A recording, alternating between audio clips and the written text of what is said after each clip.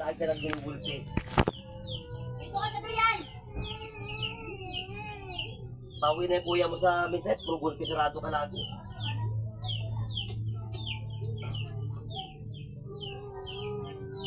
Dahil nga binubugo ng kuya mo.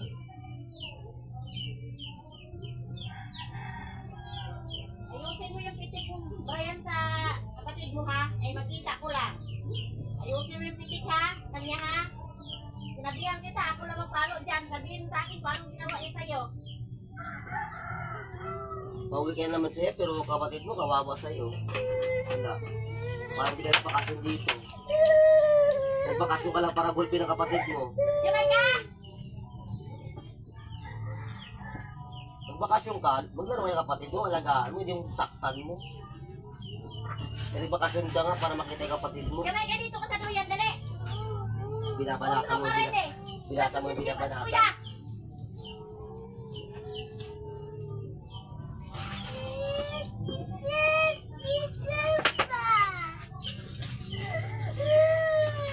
Hindi ka ba nawat sa kapatid mo?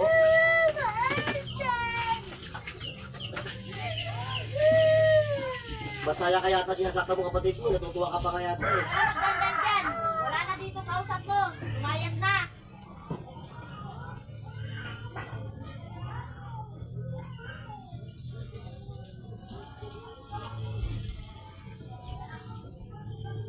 Binabarihan niya si kapatid niya. Pinipis silang braso, pinipis silang paa.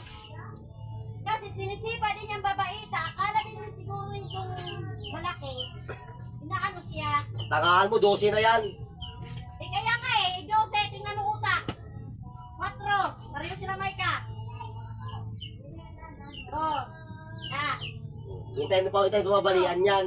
anong comment mo? 12, 4, pareho sila utak.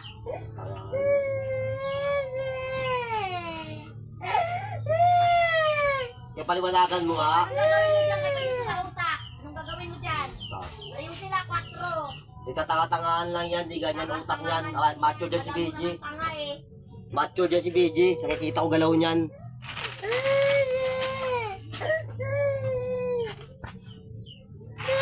Kasi pag laging ganyan lang, hindi matututo yan. Siya